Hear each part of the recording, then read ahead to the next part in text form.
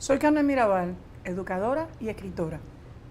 Bueno, pero tú también has sido muchas otras cosas. Tú has sido periodista, promotora de artistas, has sido productora de discos. Háblame de eso. Wow, yo empecé como periodista en el periódico El Imparcial, tenía aproximadamente 15 años y de ahí estuve en el periódico El Mundo y luego me fui a los Estados Unidos, estuve en UPI como reportera de Prensa Unida Internacional, de ahí me fui a Los Ángeles y trabajé como reportera de noticias, trabajé para una cadena muy importante. ¿Cómo fue que entraste al mundo del periodismo siendo tan joven?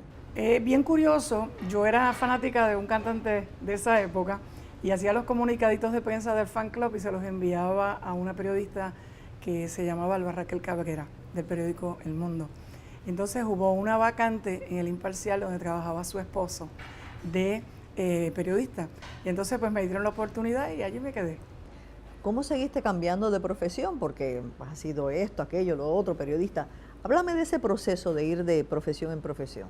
La vida misma te lleva, trabajando en el periódico conocí el mundo de la salsa, conocí a Rey Barreto y a Richie Ray, a toda esa gente de la Fania, y uno de ellos me presentó a Jerry Masucci, que estaba buscando una relacionista pública, y entonces yo hacía comunicados de prensa pues de Rafael, Sandro, la gente de esa época, y entonces pues fui a discutir el precio con Masucci, y Masucci pues me quería pagar una porquería porque eso es lo que él acostumbraba, y yo le dije que no, porque yo le dije, es más fácil promover a Camilo Sesto, que es blanco, bonito y con los ojos verdes, que a los salseritos tuyos que están un poquito feitos. Así que yo quiero esta cantidad de dinero. Y peleamos y me la dio. De ahí aprendí a escoger repertorio, a producir. Hice mi propia compañía de discos, tenía 18 años, puse un negocio en la 15, un delincuente me la quemó, pero no me di por vencida, hice un festival latinoamericano del disco. En 1976, pues me disparé la maroma de comprarme un pasaje de Panamá hasta Brasil, país por país.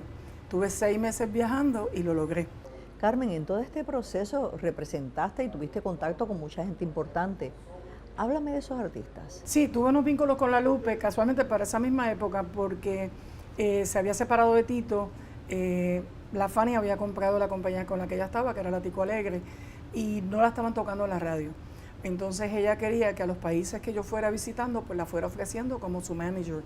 Entonces yo le dije, mira, yo no soy manager, yo estoy haciendo un festival del disco. Y la Lupe era muy particular y me dijo, mira chiquita, si tú puedes vender el festival ese que nadie sabe lo que es, como tú no vas a vender a la Gigi.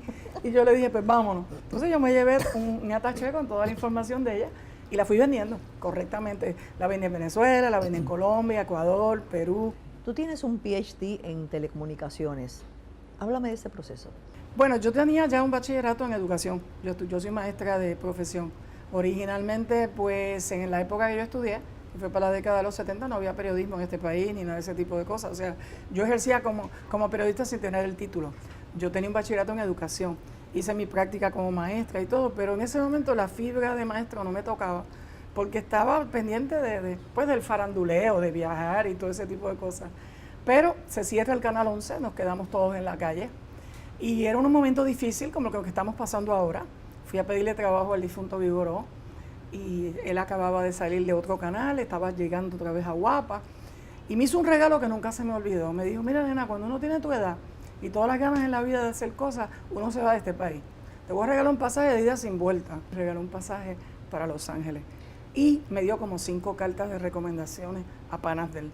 Gracias a eso ingresé en Canal 34, que hoy en día es Univisión. Empecé como redactora de noticias, había una vacante en un sitio de hacer doblaje. Y yo fui de caras duras y el individuo me dice, ¿ha hecho doblaje? Y yo, no, pero puedo aprender. Y entonces me quedé por la noche, era un señor mexicano, me dio trabajo, empecé haciendo doblaje de muñequitos. Y ahí conozco al director general manager de NBC, que estaba haciendo con Aaron Spelling, estaban firmando el contrato para hacer Knight Rider. Y entonces pues me presentó el señor, me fui a trabajar con Aaron Spelling como 8 meses. Por lo menos fui un asistente de producción que hizo otras cosas que no fuera a llevar café. O sea, hice muchas cosas, le llevé la ropa de vez en cuando a David Hasselhoff. Y David quería cantar. Y yo tenía muchas conexiones en la industria del disco, le hicimos un disco y lo llevamos a Venezuela. Y cuando regreso, de Venezuela, pues la plaza mía se cierra en NBC y el general manager me dice, mira, NBC va a dar unas becas para estudiantes dotados de esta industria. You wanna do it? Y yo, of course. Entonces NBC me pagó mi maestría en telecomunicación y después me ayudó con el doctorado, o sea, me ayudó con parte del dinero del doctorado. Y me siento muy orgullosa de eso porque fue un momento donde uno piensa si vale la pena doctorarte o no, cuando ni siquiera yo ejercía por ser doctor o por ser nada. O sea, yo había ejercido sin tener ni siquiera la preparación, pero entonces entendí la importancia que tenía educarte y la importancia que tenía el qué pasa el día que no tengas un trabajo en lo que haces. Eso nunca lo había pensado, pero ya me habían pasado 2 golpes, o sea, primero se cierra el canal, luego ya se cierra mi plaza, y yo dije, vale la pena estudiar porque uno nunca sabe lo que va a pasar. Vamos a volver un momentito hacia atrás. Tú fuiste editora de una revista de música. Bueno, primero tuve una bien cara dura, cuando estaba corintellado de moda, pues yo quise hacer una y fui a hablar con Nelson del Castillo, todos mis amigos periodistas, todo el mundo me colaboraba gratis y hice bien cara dura una novela que se llamaba Carmen Mirabal presenta fotonovela completa. Hicimos una con Saúl Yolanda Monge, una con Elio Roca y Flor de Loto, una con Inés Miranda y no me acuerdo quién más, una con Iris Chacón y Julio Alemán. Y entonces era cuando Iris y Julio y Elín estaban como que dándose, como que se iban a divorciar, y el fotógrafo que era de la telenovela, de la fotonovela, le vendió sin mi permiso a una revista de farándula la foto y trataron de inventar un romance entre Julio y Iris, y ya tú sabes cómo funciona el negocio de las revistas. Y entonces Elín me paró la salida de la revista. Carmen, ¿cómo haces la transición a escritora?